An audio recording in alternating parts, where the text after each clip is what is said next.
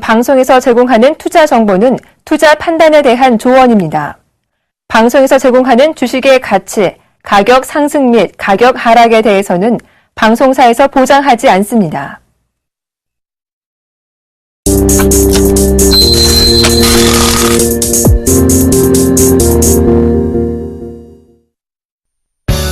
가치 투자는 모두 장기 투자? NO! 밸류밴드 하나면 중단기 매매 타이밍도 완벽히 잡아낸다. 밸류밴드 창시자 신가치 투자의 혁명, 여러분의 성공 투자 길라잡이 나무누 멘토의 워렌 버핏 2.0 지금 바로 시작합니다.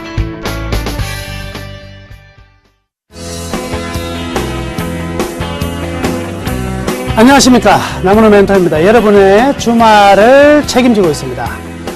자, 우리 받는 것보다 주는 것이 건강에 더 좋다, 이런 이야기들 많이 들어보셨죠? 근데요, 이러한 내용이요, 연구 결과에도 나왔답니다. 많이 베푸는 사람들은 우울증이 없고요, 그리고 이기적인 상황에서도 잘 벗어날 수 있다고 그러는데요. 이제 우리 받는 것보다 좀 더 많이 주는 대로 우리 멋진 인생을 살았으면 좋겠고요.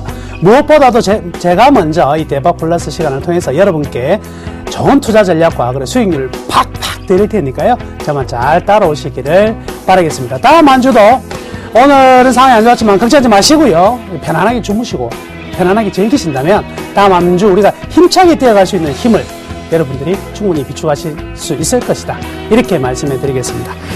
자, 먼저 포트폴리오 종목 상담 신청 방법부터 말씀해 드리겠습니다. 제일 먼저 전화번호 02-3153-2611에서 2번입니다. 무료 문자 013-3366-011번이고요. 0110입니다. 서울경제TV 홈페이지에서도 가능한데요. 서울경제TV 홈페이지 www.sentv.co.kr 종목 상담 신청 게시판을 통해서 여러분들이 기법 관련해서 궁금한 사항이라든지 종목에 대해서 궁금하신 사항이 있으면 적극적으로 신청해 주시기를 바라겠습니다. 그러면 성의껏 여러분들의 보유종목 진단들을 하도록 하겠습니다. 자, 우선 오늘 시장 이야기를 좀 안 해볼 수가 없는 상황인 것 같아요. 오늘 시장, 너무 끔찍스러운 시장에 있는 어른들이 나왔는데, 일단 코스피가요 26포인트 떨어졌습니다. 1971포인트로 마감이 되었고요. 코스닥은 4.64포인트 하락했어요. 그래서 556포인트 기록되었습니다. 환율은 2.3원 올랐네요. 1041.50원으로 마감이 되었습니다. 자, 오늘 시장 26포인트가 하락했는데 26포인트보다 체감은요 한 35포인트 정도 됐을 겁니다. 왜냐하면 삼성전자가 워낙에 탄탄한 모습이 나왔고요. 삼성전자를 제외한 나머지 군들이 낙폭이 좀 큰 하루였다, 이렇게 봐야 될 것이군요. 속된 말로 외국인들이 삼성전자 빼놓고 다 팔았다, 뭐 이런 장이다, 이렇게 볼 수가 있겠습니다. 특이한 점은요, 지금 2000포인트에서 계속해서 2000포인트 안착을 시도하는 모습이 나타났었는데, 오늘은요 어디에서 문제가 생겼냐면 외국인들이요 선물에서 6800계약의 와장창 매도를 보였습니다. 외국인들 선물이 6800계약 보냈고요. 거기에 따라서 프로그램이 2100억 정도 나왔죠. 2180억의 프로그램 매도가 나왔고, 그리고 기관들 또한 투신권이 약 1000억 정도의 순매도와 은행권도 한 1300억, 모처럼만에 은행권들이 굉장히 많이 나왔어요. 그래서 기관들이 2500억의 순매도가 나왔다. 자, 그러면 외국인들이 과연 왜 선물에서 이제 6800계약이라는 매도를 했을까를 생각을 해볼 수가 있는데요. 이거는요 방향성입니다. 일단 제가 지난주에 이런 설명해 드렸었는데, 외국인들이 지난 3월 23일이죠. 3월 23일부터 계속해서 매수를 선물해서 보였는데, 현물도 계속해서 매수를 했습니다만은 두 개의 금액 차이가 1조 정도 된다 그랬습니다. 1조 정도가 현물로 들어오든지 아니면 선물해서 매도가 나올 수밖에 없는 그런 환경이었거든요. 그런데 계속해서 기관들이요 2000포인트 모으니까 계속 매도 치는 거예요.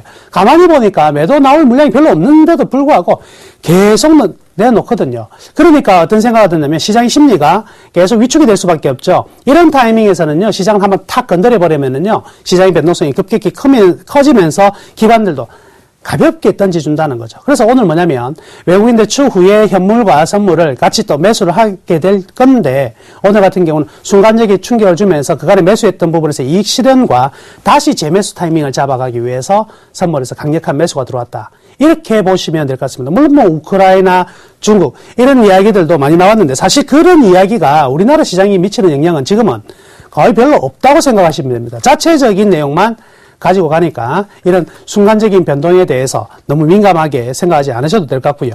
또 지수가 이렇게 급락을 하다 보니까 사람들은 이제 지지점을 찾기에 바빠요. 그래서 뭐 201선이 1962포인트에 있네, 뭐 61선이 깨졌네, 이런 거에 제발 좀 휘둘리지 마세요. 저를 보시고 여러분들 저를 통해서 공부를 하시는 분들은요, 이런 숫자에는 과감하게 버려줄 줄 알아야 됩니다.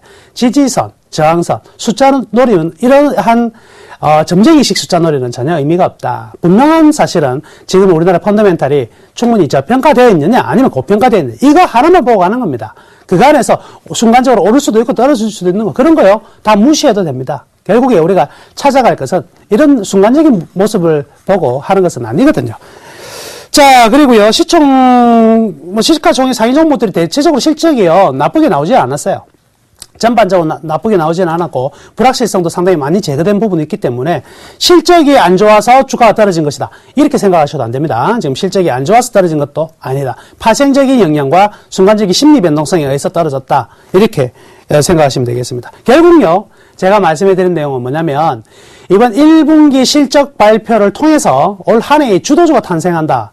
제가 이거 굉장히 많이 강조했죠. 이제 주도주들이 본격적으로 탄생할 겁니다. 그 탄생하기 막바지에 종목들의 포트가 이제 쫙, 지난주, 지지난주까지는 어땠어요? 상승 종목수가 굉장히 많은 흐름들이었잖아요. 이제요, 달라질 겁니다. 다음 주, 다다음 주, 거의 이제 실적 시즌이 반을 넘어섰거든요. 이제부터는요, 종목이 집중되는 모습들이 나타날 거예요. 집중이 된다는 소리는 어떻게 되냐면, 골고루 올라가는 것이 아니라, 이 몇몇 업종들에서 빵 튀어가는 흐름이 나올 거다. 그래서 지금 타이밍에 어느 업종과 어느 종목을 공략할 것인가는 굉장히 중요한 타임이고, 여러분들이 그간에 많이 쉬었던 부분에서 이제 일거의 수익을 다시 한번 챙길 수 있는 대행주 투자 하시는 분들요, 기회로 삼으셔야 되겠습니다. 그래서 다음 주가 제가 봤을 때는요, 올 한 해에서 가장 중요한 한 주가 바로 다음 주, 다다음 주가 아니겠나, 저는 이렇게 생각합니다. 그래서 다음 주도요, 이제 주도주 확인 과정이 들어갈 거니까 다음 주도요, 서울경제TV, 그리고 제가 나오는 모든 프로에 여러분들 관심 있게 계속 보시기를 바라겠습니다. 자, 오늘 장 정리는요, 이 정도로 마무리해 보고요. 제가 그간 추천했던 종목들, AS 시간을 좀 가져보도록 하겠습니다. 자, 수익률 먼저 한번 체크해 볼게요. 현대아이스코 33.3%, 333, 네, SK하이닉스도 4.5%, 동부하이텍 4.3%, 여기까지는 상당히 좋아요. 근데 효성부터 살짝 기분이 나빠지려고 그럽니다. 효성과 LS안전 약보합선이고요. 골프존이 마이너스 4%, 그리고 두산 인프라코어가 마이너스 5%로 두 종목이 조금 애를 먹이고 있는 상황이다, 이렇게 보여지네요. 자, 그런데요, 종목이라는 게 이 두 가지 요건이 있습니다. 저는 손절매를 하는 제 원칙이 있는데요. 첫 번째 원칙이 뭐냐면, 펀더멘탈에 이상이 생겼을 때, 그리고 장기적인 악재가 될 수 있는 악재가 출현했을 때, 이 두 가지를 제외하면 저는 거의 뭐 손절매를 잘 안 합니다. 왜냐하면 애초에 추천을 할 때 손절매 가능성이 있는 종목들을 추천하기보다는요, 이 종목은 장기선상에서 올라갈 수 있는 종목이다 생각해서 추천하기 때문에 거의 잘 안 하는데, 우리 이 현재 포트의 6종목 중에 이러한 손절매가 가능성이 있는 내용들을 가진 종목은 단 한 종목도 없으니까요. 일단은 긍정적으로 생각하시고 마저 설명을 좀 들으시면 되겠네요. 현대아이스코 요거는요, 예, 현대아이스코 요거는요, 저는 여기에 굉장히 의미가 있을 것 같아요. 지금 뭐냐면 현대제철도 실적이 좋게 나왔고 현대아이스코도 실적이 좋게 나올 것 같은데, 현대아이스코 어디 사업이 진출합니까? 수소연료 전기 사업에 합작법인이 들어갑니다. 이제 제가 말씀해 드렸죠. 현대차가요, 50만 원을 가기 위한 첫 번째 필요 충분 조건이 뭐냐면, 전기차가 주력이 아닙니다. 현대차는 전기차가 아니라 수소연료 전기차의 시대에 지금 리더거든요. 이 리더가 어느 정도 이제 글로벌 시장 장악해 나가느냐의 문제인데, 이러면 가장 중요한 부분이 뭘까요? 수소연료가 필요하다. 여기에 대해서 현대아이스코가 뛰어들었다. 현대차 그룹이 이제 본격적으로 시동을 거는 부분이니까요. 한 단계 더 이제 성장 동력, 또 새로운 성장 동력을 가지게 됐네요. 충분히 기대를 해봐도 될 것 같습니다. SK하이닉스는 뭐 워낙에 실적이 좋게 나왔고요. 그죠? 실적이 워낙에 좋게 나온 상태에서 살짝 뭐 쉬더라도, 지난주 추천할 때 제가 밸류밴드 보여드렸잖아요. 지금 이 가격에서 머물 거 아니죠? 계속 행진입니다. 일단 43,000원까지는요, 계속 행진이 가능하다. 2분기 실적도 굉장히 좀 좋을 것으로 기대가 되니까요. 일단 계속 보유하시기를 바라겠습니다. 그 다음에 동부하이텍, 지난주에 이런 말씀 해드렸죠. 이 종목은 지난번에, 썩 그렇게 상당히 좋은 회사도 아닌 실리콘 웍스에 피인수 합병 낸다는 이런 설만으로도 상한가가 들어갔다. 그래서 인수만 되면 어디로 인수가 되든지 일단 상한가 하나는 분명히 우리가 수익을 낼 것이다 이렇게 얘기했는데 바로 뭐 그런 거와 상관없이 지금 꽤 모습이 굉장히 좀 좋아지고 있죠. 주가의 흐름들이 좀 올라가면서 두들겨 맞는 모습은 나오지만 오늘 같은 경우에도 탄탄한 흐름 나오고 있거든요. 동보혜택, M&A 기대감 계속 살아있습니다. 계속 보유하시길 바라겠고요. 요즘은요, 지금 굉장히 좀 제자리 걸음을 많이 하고 있는 상황입니다. 그런데 이제 나온 것 같아요. 왜냐면, 효성은 1분기 실적에서 제가 기대하고 있는 부분은 스판덱스 부분의 주력이죠. 스판덱스 부분에서의 수익률이 어느 정도 나오느냐. 이게 제일 관건이거든요. 근데 이제 올 한 해, 1년 동안의 효성의 먹거리는 바로 스판덱스입니다. 이 스판덱스에 대한 기대감들 아주 저는 의미있게 보고 있거든요.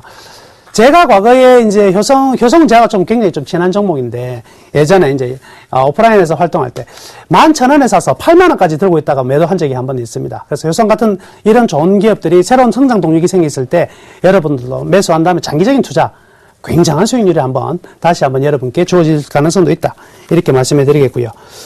LS 산정 같은 경우에도요, 참 움직임이 바로 나올 것 같은데, 참 좋은 종목이요.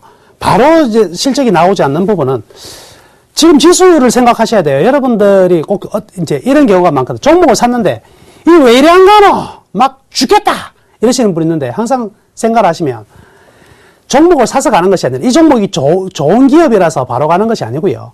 시장의 흐름들과 자기가 갈 차례가 있어요. 모두 다가. 그래서 100m 달리기 선수가 있고 800m 달리기 선수가 있고 다 선수들이 좀 다르거든요. 그러니까 자기 가는 타이밍이 됐는데 왜 못 가냐. 이때가 문제예요. 그런데 자기 타이밍이 안 됐을 때는요. 이미 A조, B조 출발할 땐 자기 C조니까 기다려야 되죠. 그래서 그런 상황이다 이렇게 보시면 될 것 같고요. 궁극적으로는 우리 코스피 지수하고 LS 산전의 모습은요. 현재까지는 어때요? 똑같죠? 똑같지만 실적 발표 후에는 달라진다는 거죠. 이 스마트 그리드 부분이라든지. 역시 여기까지는 상당히 좀 괜찮은 흐름들이 계속 나쁘지 않은 흐름입니다. 충분히 기대를 해도 되는 흐름들이 이어지고 있는 상황이고요. 골프존 같은 경우에는 이 중소형주 충격을 좀 같이 받으면서 기관이 좀 매도가 나오는데 이 흘러내립니다. 흘러내리는 모습이 나오니까 손절매를 하고 싶은 생각 굉장히 저도 많이 든대요. 이럴 때일수록 캄다운 진정해야 됩니다. 왜냐면 지수의 종목의 가격 흐름이 꽤 안 좋다고 해서 이 종목의 이 기업의 실적의 흐름이 안 좋은 상태는 아니라는 거죠. 실적의 흐름이 안 좋은 상태라면 종목이 좋은 흐름이 나와도 저는 매도합니다. 그런데 실적이 좋은 흐름이 나온다면 매도할 필요는 없을 것 같아요. 좀 더 지켜보도록 하겠습니다. 항상 이제 수급이 너무 나빠지게 되면 순간적인 충격이 좀 깊게 들어올 수가 있기 때문에 그 정도의 수급이 나빠지는 상황만 아니면 일단 계속 보유하도록 할 것이고요. 두산인프라코어는요, 참 의외입니다. 의외. 지금 어느 정도에서 13,500원대에서 탁 튀어갈 거라고 이제 예상을 하고 있었는데요. 지금 이제 거꾸로 갔던 부분은 역시 지수죠. 지수 부분도 있는데, 지금 1분기 영업이익이 한 어느 정도 한 989억, 990억 정도 나올 것 같거든요. 그럼 전년 같은 경우에는 요거 뭐 전혀 반도 안 됐죠. 그러니까 1분기 실적이 굉장히 좋을 것으로 나오는데 지금 일단 이렇게 미끄러져 내려가고 있다. 요거는요, 이 기업 자체의 재평가가 이루어지기보다는 그냥 아직 시장에서 어떤 게 변방이다. 그죠? 아직 시장에서 변방이죠. 왜? 지금 삼성전자와 하이닉스 뭐 이런 종목들만 쳐다보고 있기 때문에 변방이어서 자기 자리를 못 찾고 있는 겁니다. 이제 자기 자리를 찾기 시작하면은요, 아주 가벼운 흐름들 나오지 않을까. 적어도 주가가 떨어져서 손절매 할 만한 종목은 절대 아니다. 이렇게 말씀해 드릴게요. 자, 이렇게 해서요, 지난 추천 종목들에 대해서 AS 진행해 봤고요. 이제 본격적으로 나무의 워렌 버핏 2.0 필승법. 오늘 강의는요, 굉장히 중요한 강의가 될 겁니다. 여러분들 수익과 바로 직결될 수 있는 강의니까 끝까지 절대 채널 고정하셔야 됩니다. 본격적으로 시작하도록 하겠습니다.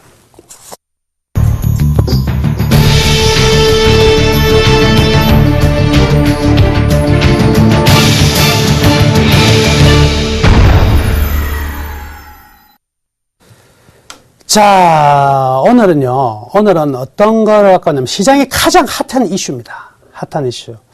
그런데 이걸 갖다가 이제 우리가 정말 그 안에 있는 숨은 뜻을 알면 여러분들이 수익을 굉장히 많이 올릴 수가 있습니다. 쏙지 말자 이렇게 말씀해 드리겠고요. 이런 내용들을, 이런 기본적인 이론적인 바탕이 있으면은요, 여러분들은 쉽게 흔들리지도 않고, 그래서 여러분들이 원하는 수익률을 반드시 채워 나갈 수 있는 거거든요. 올해 장은요, 분명히 어떤 사람이 이기냐면 머리가 똑똑한 사람보다 심장이 튼튼한 사람, 즉 간이 좀 큰 사람들이 벌어갈 수 있습니다. 큰 장이 열릴 것이니까. 근데 큰 장이 열리면 뭐 하냐고요. 그렇죠? 본인이 어떤 해석 능력이 없으면 그냥 조금 올라가면 바로 팔아버려요. 한 20% 먹었으면 이야 이 수익률이 왜 이리 많이 났지? 팔아버리는데 2배, 3배 가는 종목들이 질비하게 나올 가능성이 많은 장이니까 그렇게 펀더멘탈을 보고 가져갈 때는요. 아주 강하게 가져갈 줄 알아야 됩니다. 버티는 힘이 없으면 큰 수익 절대 못 냅니다. 계좌에 적어도요. 100%, 200% 정도 수익 난 종목들이 한 종목씩은 1, 2년에 한 개씩 들어 앉아 있어야지만 계좌가 크는 거지. 잔챙이 맨날 그거 5%, 10% 백날 해봐도 절대 계좌는요, 승천하지가 못해요. 자, 그러면 그럴 가능성이 있는 것들. 우선요, 오늘의 제목은요, 이겁니다. 조선주에 관심을 반드시 가져야 되는 이유. 야, 요즘 조선주 어때요? 정말 엉망이다. 참, 이 조선의 조자만 들어도 기분이 너무 안 좋아요. 그렇죠? 그런 상황인데, 이제는 좀 다르다. 근데, 이 조선업을 이야기를 할 때, 궁극적인 내용을 좀 아셔야 되는데, 지난번에 제가 이거 1월 달에 강의한 내용 있죠? 수주업과 제조업의 차이, 수주업의 종류는 뭐가 있고, 처음 들어보는데, 끝나고 나시면은요, 전부 다 VOD, 샘플러스 서울경제 TV 홈페이지 가셔가지고요. 남은의 워렌 버핏 검색해가지고 쭉 보면 제조업, 수주업 해가지고 나와 있는 거 있습니다. 그거 한번 꼭 보세요. 그걸 좀 알아야지 우리가 버텨내고 이겨내고 할 거 아닙니까? 자, 그래서 조선업은요, 일반적으로 물건을 만들어내는 것이 아니라, 자기가 물건을 만들어서 파는 것이 아니라 어떤 거죠? 주문을 받아서 생산하는데, 주문을 받아서 작은 제품을 생산하는 것이 아니라 이런 거죠. 그 조선업과 조선업은요 가장 이 건설업하고 큰 차이점 중에 하나가요 시제품을 못 만들어요. 시제품. 건설업은 모델하우스 한번 만들어 보잖아요. 그러면 이제 값이 다 나오는데 조선업은 이게 시제품을 못 만듭니다. 그러니까요 원가 산정하기가 굉장히 어려운 부분이 또 특징인데요. 자, 수주업이니까 일단 볼게요. 주문 생산이고요. 그 다음에 제품 사이즈가 굉장히 크다, 그죠? 그리고 제품 단가가 굉장히 고가고요. 소량 생산이고 완성까지 많은 시간이 소요된다. 고객은 누가 있냐면 대부분 정부 그리고 기관 혹은 대기업이 주로 고객이다. 이렇게 볼 수가 있겠고요. 자, 수주업이 가지는 두 가지 큰 위험이 있습니다. 두 가지 큰 위험이 하나는 뭐냐면 유동성 리스크. 뭐냐면 장기간에 걸친 공사로 인해 가지고 현금이 들어오는 거는 천천히 나눠서 들어오지만 공사 진행 밑으로 나가는 거는 꼬박꼬박 짧은 주기로 나가는 흐름이기 때문에 현금이 들어오고 나가고의 시차가 존재한다. 이 부분이 분명히 리스크라 그랬었고요. 다음에 가격 리스크가 뭐냐면 공사를 처음 수주 받았을 때랑 수주에서 받아서 이제 본격적으로 이제 작업이 진행되어 가지고 완성되는 데까지 보통 2년 정도 걸리는데 이 2년 동안 진행되는 동안에 물가가 변하죠. 원자재 단가도 변하고 물가도 변하고 환율도 변하고 이런 변화 때문에 손실을 볼 수 있는 리스크. 이 리스크 두 가지 리스크가 가장 크다. 근데 우리나라 이제 조선업 같은 경우에 과거에 조선 건설업 같은 경우에는 이 유동성 리스크에 굉장히 취약했습니다. 근데 워낙에 이제 재무적으로 탄탄한 지금 상황에는 유동성 리스크는 없어요. 그러면 오직 하나 무슨 리스크만 가지고 있다? 가격 리스크만 가지고 있습니다. 이 가격 리스크 때문에 이제 문제가 생기는 부분인데요. 자, 그러면 여기 칠판을 가지고 한번 설명해 드릴게요. 지금요, 조선 이야기를 하는데, 자, 이거 한번 이야기 해주고요. 삼성중공업, 요 종목 가지고 이야기를 한번 해볼게요. 저의 저의 투맨쇼 추천 종목이기도 합니다. 삼성중공업. 지금 오늘 어저께 이틀 전에 이제 급락이 들어왔죠. 이 급락이 들어왔던 이유가 뭐냐면 1조 원 이상의 부실이다. 부실이 나온다. 저가 수주에 따라서. 그죠? 저가 수주에 따라서. 그런데 재밌는 사실은요. 이런 게 있어요. 어떤 게 있냐면 삼성중공업이 이 1조 원 이상의 저가 수주가 어디에서 나온 줄 아세요? 여기서 나왔어요. 해양 플랜트. 그런데 삼성중공업은 올해도 2014년에도 15년에도 자기들이 노리고 있는 삼성중공업에서 밀어붙이려고 하는 분야가 어딘지 아세요? 이렇게 적자를 많이 봤는데 전부 다 그 LNG 선이나 드릴십이나 하지 왜 이 해양 플랜트 하겠어요? 그런데요, 삼성중공업은 올해의 목표도요 해양 플랜트입니다. 예. 야, 완전 축적으로 덤벼드네. 그렇죠? 이상하지 않습니까? 이상하지 않아요? 왜 삼성중공업 이렇게 적자를 많이 봤는데, 왜 이렇게 도전하려고 한가? 재밌는 사실은요, 우리나라 조선업이요, 과거에 이제 벌크선만 만들다가, 상선을 만들어요. 상선을 만들다가 이제 PC선, 벙커선이라든가 이런 거를 만드는데 요거는 연장선으로 이어져 있어요. 배라는 게 연장선으로 이어지다 보니까 그간의 기술 축적이 굉장히 잘 돼 있었습니다. 그런데 새로운 게 하나 등장한 게 그게 뭐냐면 드릴십이에요. 드릴십이 이제 2000년 후반에 이제 2000년 중반부터 매출이 발생했는데 자, 해보지 않고서는 요건 아까 제가 무슨 말씀을 해드렸습니까? 뭐가 안 된다? 시제품을 못 만든다, 이거 시제품을. 시제품을 만들어 보면 원가가 얼마인지를 알 수가 있는데 시제품을 못 만드니까 어떻게 해야 됩니까? 할 수밖에 없어요. 무조건 해가지고 그 기술과 전체 단가를 한번 딱 데이터를 정리를 하지 못하면 할 수가 없습니다. 그러니까 반드시 필요한 게 뭐냐면 이 조선업은요, 한 단계 업그레이드가 되기 위해서는 반드시 뭘 해야 되나? 수업료를 지불해야 됩니다. 증권 투자는요, 반드시 내가 수익 나기 위해서 수업료를 지불해야 되느냐? 아니에요. 증권 투자는 수업료 지불 안 해도 돼요. 그냥 처음 보신 분들 그냥 저만 따라오시면 돼. 수업료 지불 안 해도 되는데 괜히 평생 수업료만 지불하고 수업 공부를 하나도 못하고 끝나는 경우가 많죠. 근데 바로 이 삼성중공업 같은 경우에도요. 그리고 대우조선해양이요. 드릴십으로 진출을 많이 했죠. 작년부터, 재작년부터. 근데 지금 대우조선해양의 수익을 깎아먹고 있는 그 부실 부분이 뭔지 아세요? 드릴십이에요. 왜 그래요? 마찬가지 드릴십을 도전하니까 수업료를 낼 수밖에 없는 거예요. 그런 부분이 있었네. 그런데 왜 이쪽으로 가려고 하냐면 보세요. 이렇게 시제품을 못 만드니까 엄청난 이 수업료를 지불해야 된다. 엄청난 수업료를 지불해 가지고 요거를 기술을 하나, 두 개 축적을 해 놓으면 반대로 생각해 보세요. 다음에는 누가 수업료를 지불해야 될까요? 이 해양 플랜트로 진입하는 모든 기업들은 수업료를 지불해야 돼. 단가, 원가 산정을 못하니까 누가 들어오겠어요? 일본 나도 해볼까? 중국이 들어오겠죠. 나도 한번 해볼까? 들어오자마자 이거예요. 뭐예요? 눈탱이다, 완전히. 이 당했던 것을 그대로 당할 수밖에 없어요. 절대 안 가르쳐주죠. 그러니까 뭐냐면 무엇이 높다? 진입 장벽이 어마어마하게 높은 산업에 새로운 먹거리를 찾아가기 위해서 들어가고 있는 게 뭐냐면 해양 플랜트예요. 그러니까 단순히 우리가 이 과거에 조선해가지고 LNG 이런 것만 생각을 해가지고요. 접근을 하게 되면 그거는 성장이 없습니다. 그런 주가 한계가 맞죠. 삼성전자가 반도체만 가지고 쭉 먹고 살았으면 150만 원은 그냥 50만 원에서 까딱까딱 했을 거예요. 근데 150만 원 올라갔던 계기가 뭐예요? 스마트폰이라는 새로운 것들이 나와서 요게 새로운 먹거리를 만들어졌거든요. 바로 그거죠.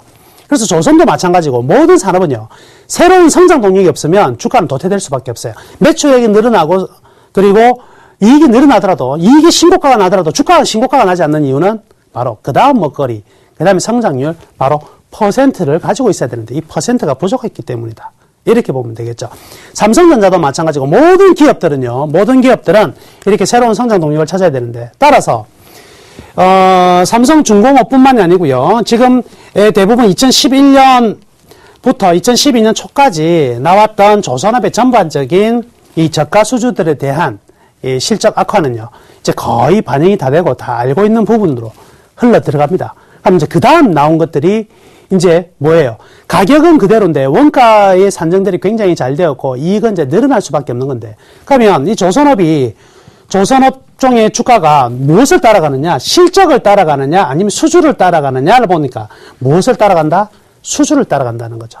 수주에도 뭐가 있냐면 수주 잔고가 있는데 수주 잔고는 수주 받아놓고 생산 중에 아직까지 남은 거예요. 그거 의미 없어요. 왜? 신규 수주가 얼마만큼 나오느냐? 이런 부분이 굉장히 중요한 부분이다. 이렇게 보시면 되겠네요. 오늘 이제 장 끝나고 나서 삼성중공업이 어떤 거 발표 실적이 1,600억 정도 흑자 나올 줄 알았는데 당기순이익이 마이너스 3,700억 정도 적자가 나와버렸죠. 삼성은요. 참 주가 관리 잘해요. 이틀 전에 먼저 터뜨리는 거야. 1조 된다 터뜨리니까 사람들이 깜짝 놀라서 다 팔고 나니까 5천억 딱 잡죠. 네, 이런 것들도 분명히 한 번 더 생각해야 될 부분입니다. 따라서 투자가 되어서 이게 선투자가 되어서 과연 어느 정도 새로운 먹거리를 잘 찾아내느냐 못 내느냐는 나중에 판가름이 나겠지만 분명히 하나의 대규모 수업료를 내고 나면 통상 기업들이 좀 달라지는 모습이 나온다. 이렇게 생각하시면 됩니다. 그 내용을요. 제가 그림을 통해서 또 보여드릴게요. 이게 뭐냐면은요. 삼성전자의 그림인데요. 삼성전자의 그림인데 이 부분 한번 보자고요. 이 부분을 보면 자 2004년, 2000년에요. 삼성전자가 이렇게 쭉 매출액이 성장을 해요. 그쵸? 쭉 매출액이 성장합니다. 이 매출액은 이제 뭘로 성장하는 거냐면 바로 낸드 플래시 가지고 2005년까지 성장을 합니다. 반도체 가지고 거의 성장을 해요. 근데 이때 당시 뭐 JP 모건의 애널리스트가 그런 말 했잖아요. 반도체 가지고 이제 성장이 힘들다. 그래, 가만히 보시면, 여기 보세요. 매출액은 그나마 매출액 정체인데 살짝은 좋아지고 있는데 이익이 떨어지는 순간이 오죠. 그리고 2008년에서 9년은 요거는 이제 금융위기니까 항상 뭐예요? 이렇게 변화가 큰 것은요, 제거를 할 줄 알아야 돼요. 이 말은 무슨 이야기냐면, 삼성전자의 이익을 볼 때는요, 이렇게 보는 거예요.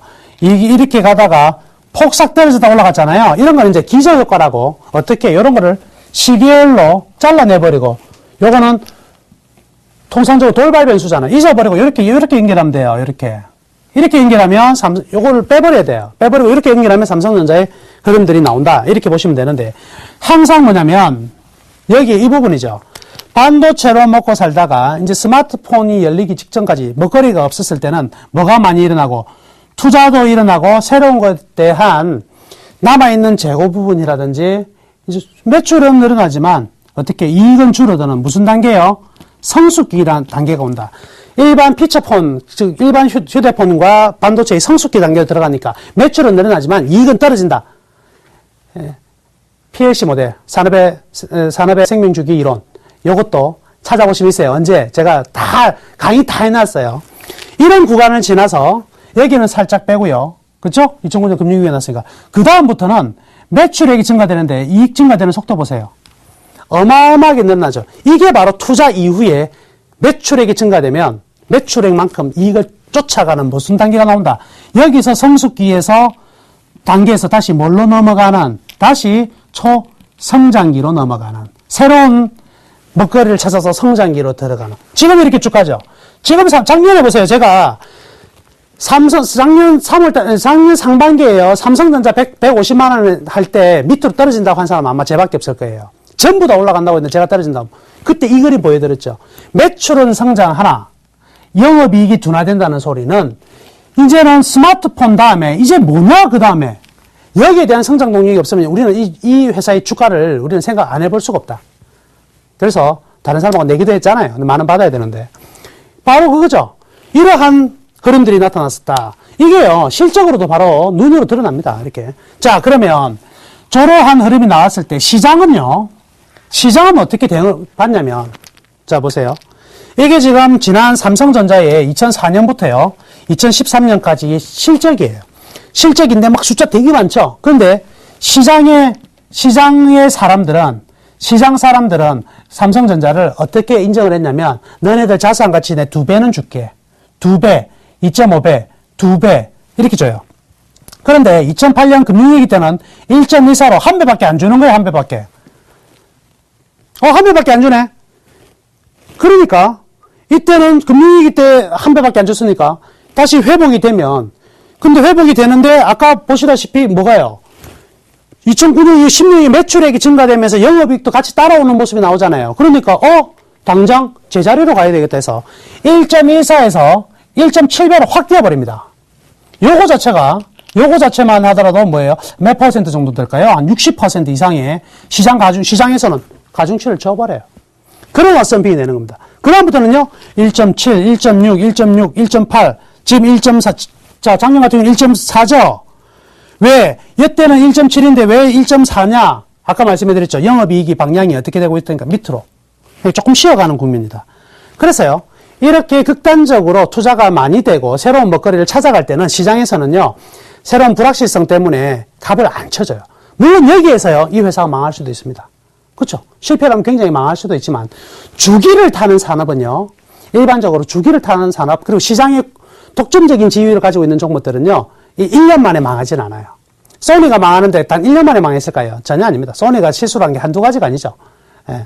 근데 소니는 애플하고 너무 유사한 기업인데, 왜냐면 자기 고집이 너무 많아. 내가 하는 것이 곧 표준이다 생각하는 거죠. 즉 뭐냐면 타 기업들과의 전반적인 아우르는 이런 게 너무 부족해서 사실은 문제가 생겼다. 이래 볼 수가 있겠죠. 자, 이거 이제 현대중공업 볼게요. 현대중공업 자, 여기 보시면은요, 2002년, 3년, 4년 보자고요.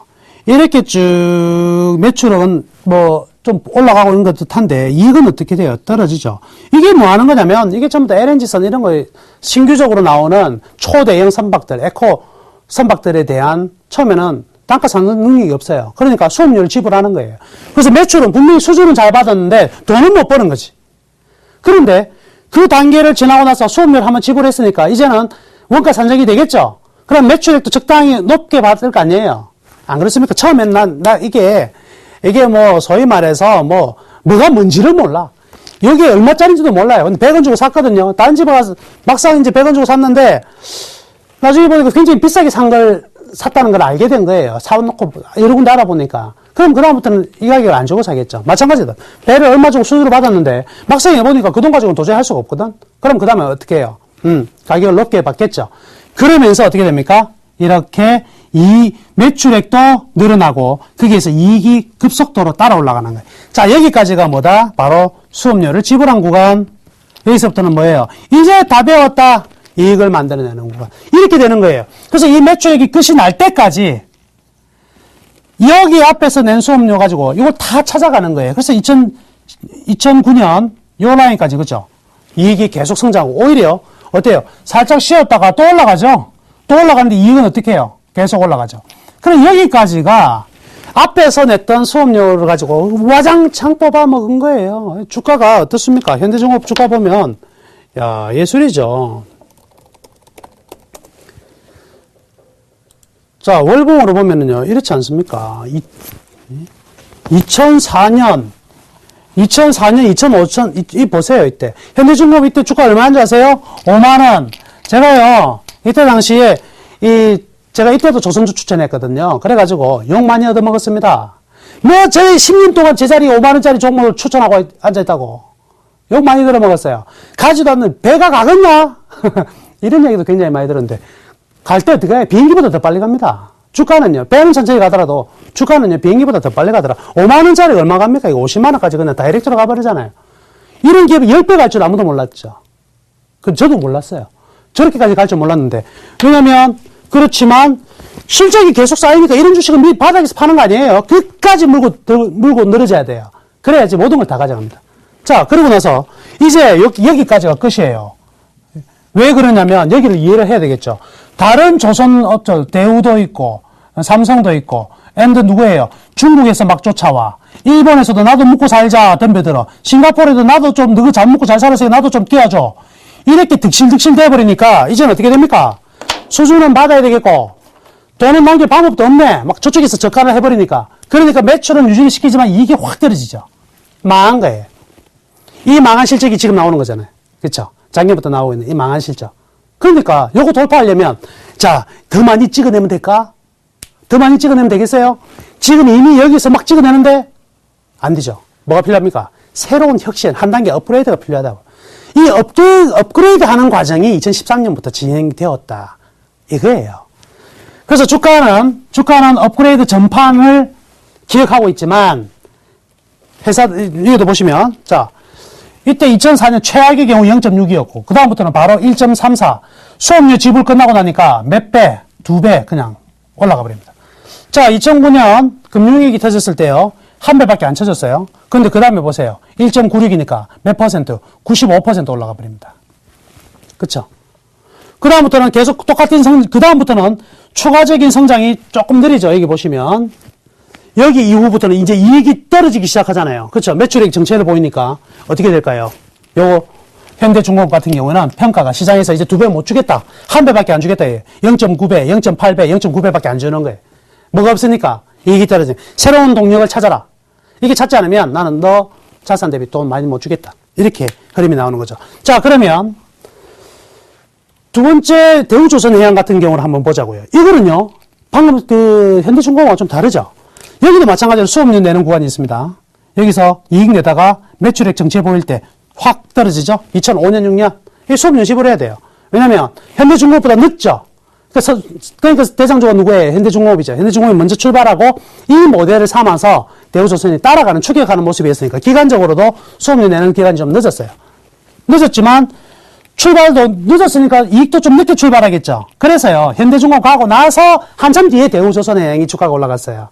이렇게 올라갔다. 그런데 대우조선해양은 여기서 수업료를 계속 지불하면서 뭐가 늘어나요?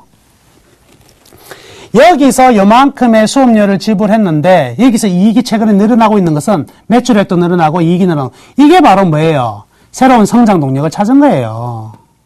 얘들이 일정 부분에 이 앞에서 수업료 냈던 부분 어떤 것들 LNG선이라든지 에코십 대표적인 부분이죠.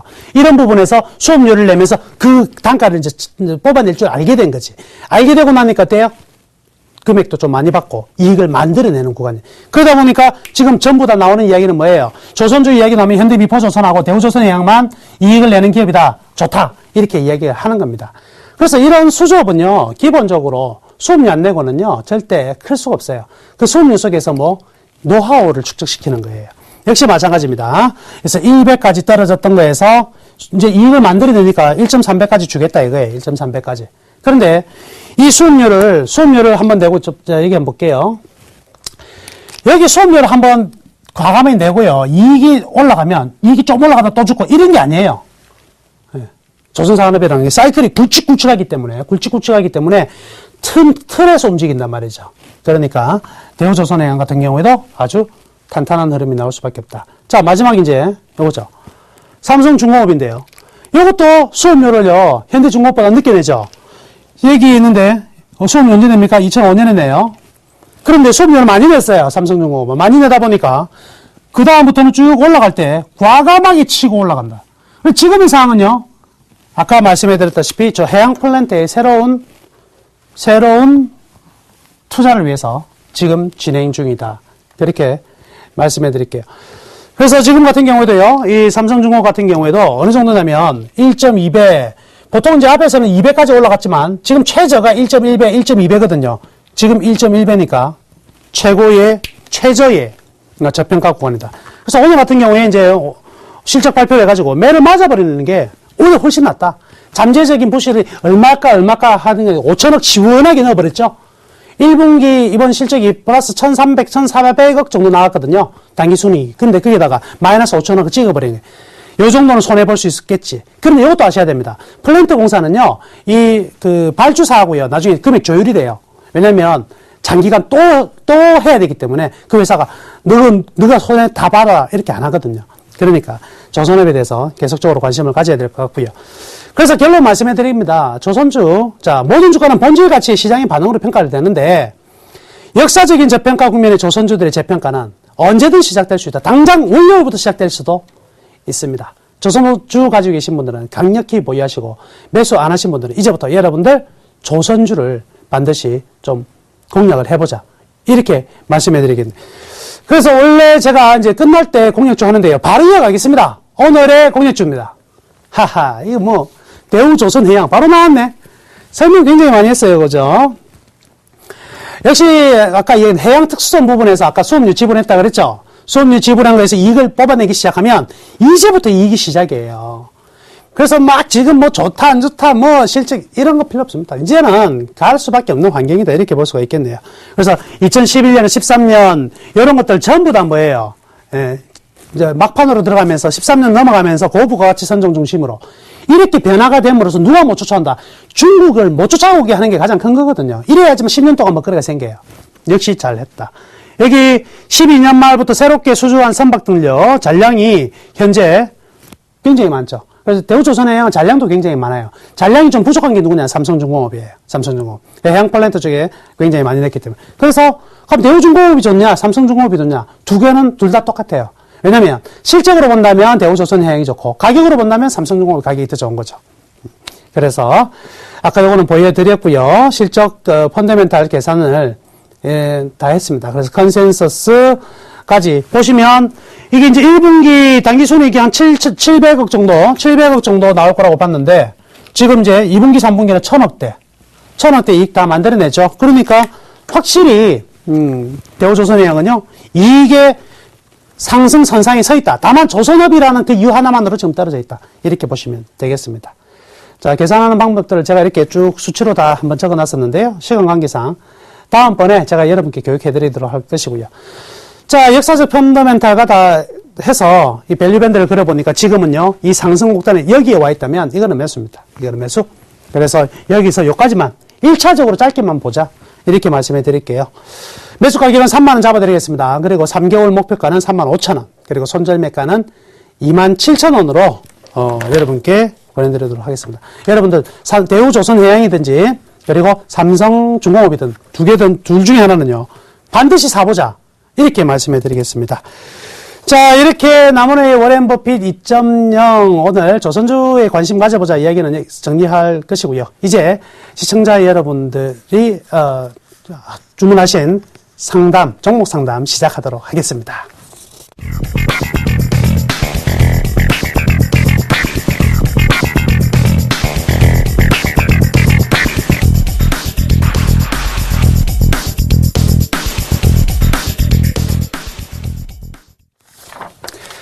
자, 전화 연결해 보도록 하겠습니다. 전화 연결됐습니까? 안녕하세요. 네, 여보세요? 네, 반갑습니다. 네, 수고 많습니다. 네, 감사합니다. 네. 우선, 종목 좀. 드린데요. 네? 말씀하세요. 네, 한진칼. 예, 한진칼요. 예, 24,800원. 지금 여기 나와 있네요. 한진칼하고, 네. 하나케미칼, 네. 대림산업, SK하이닉스, 그렇게 해주셨네요. 예. 그리고 현금 보유 10%이시고요. 네. 네. 예. 좋네요. 일단은요, 제가 큰 틀에서 뺄 종목이 한 종목이 있고요. 네. 남기절 종목이 쭉 있고요. 새로 사야 될 종목도 있어요. 예, 자, 그러면, 어느 종목을 뺐으면 좋겠어요? 제가 여쭤볼게요. 거기서 뺄 거는 좀 없는 것 같은데. 네, 맞습니다. 저 하이닉스 빼고 싶으세요? 하이닉스 이제 월요일날 좀 어느 정도 올라가면 좀 매도 한번 해볼까 하는 생각이 들거든요. 예. 그러고는 지금 뭐 전부, 매수가에서 떨어졌기 때문에. 네네네. 어떻게 좀 빼기가 좀 그러네요. 네, 그렇죠. 자, 한진칼이 좀 제일 궁금해가지고요. 네. 제가 뺄 종목이 한 종목 있다고 그랬는데, 그 종목이 한진칼입니다. 아, 그래요? 예. 큰일 났네. 큰일 날 거 없어요. 큰일 날 거 없습니다. 지금 매수 가격이 24,800원이잖아요. 예. 24,800원에 30% 비중인데, 한진칼이 지금 뭐냐면 호텔이나 이런 쪽에서는 굉장히 이익이 좋죠. 네. 그런데요, 이 실적은 좋은데 하나의 단점이 뭐냐면 실적 대비 주가가요 낮은 가격이 아닙니다. 그래서 지주회사 개념인데 어찌 보면 지주회사 개념인데 거기에 비해서 가격이 조금 고평가되어 있어요. 그러니까 가격이 딴 건 없는데 가격이 이제 좀 올라서 좀 팔고 싶은 욕구가 좀 강한 상황입니다. 네. 그러다 보니까 한진칼에서는 지금 기관들이나 이쪽에서는 살짝 물량을 내놓으려고 하는 모습이거든요. 네. 그러니까 다음 주에 반등이 살짝 나올 거예요. 살짝 나오면 그때 정리를 합시다. 뭐가 나와요? 다음 주에 살짝 반등이 나올 거거든요. 네네네. 그때 정리를 하시는데 24,000원 정도 올라갈 때까지 정리를 하시면 돼요. 24,000원까지요? 그렇죠.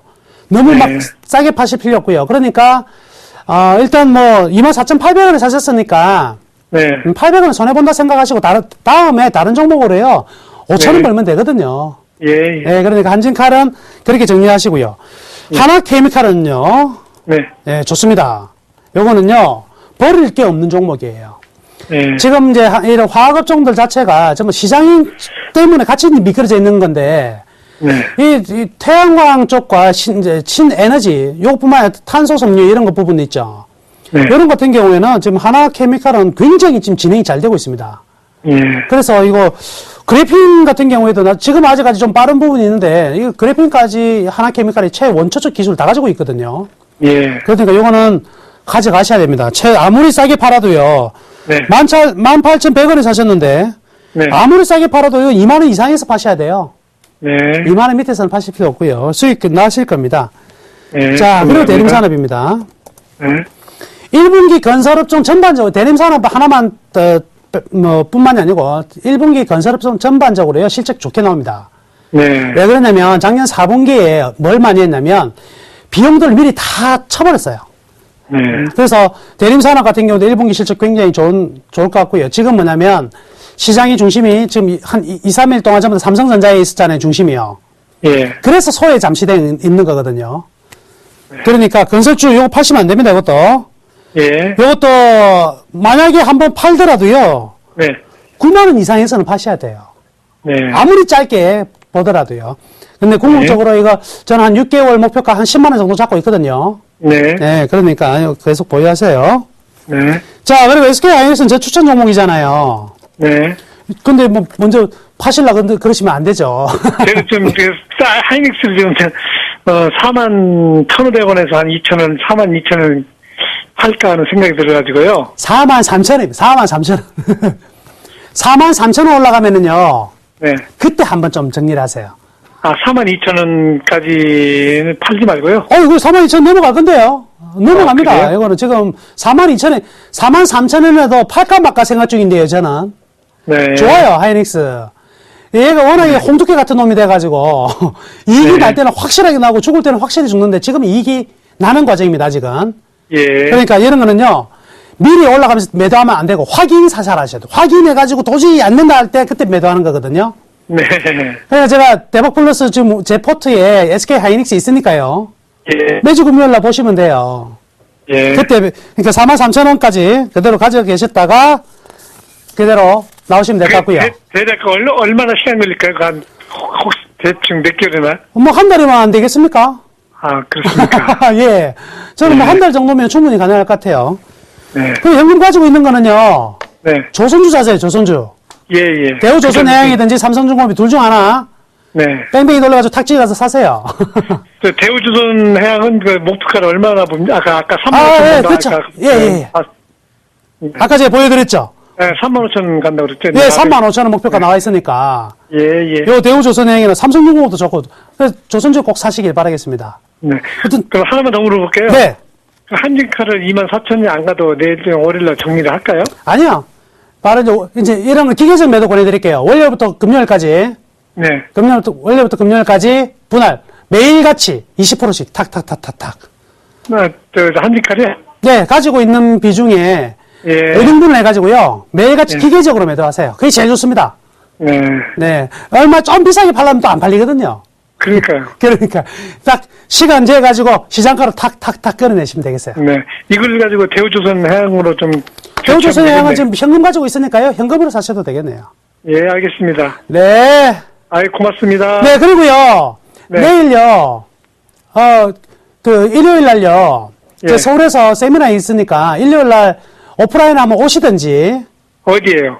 서울 압구정동에서 지금 고지가 나갈 건데요. 네. 네, 세미나에 지금 한 고지 한번 볼게요. 지금 일요일 날은 세미나에 하고요. 그다음에 일요일 날 밤에 네. 9시에는요. 제가 온라인 무료 방송을 해요.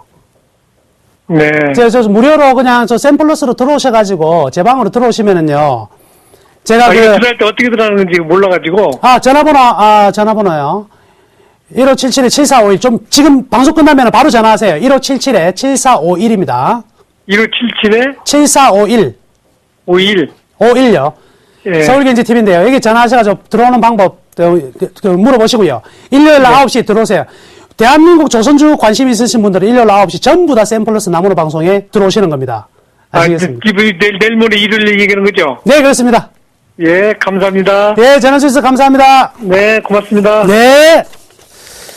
자, 오늘 대박 플러스 남원우 멘토였습니다. 여러분 다음 한 주도요 수익이 부끈부끈 나도록 제가 간절히 기도하겠습니다. 다음 주에 뵙겠습니다. 감사합니다.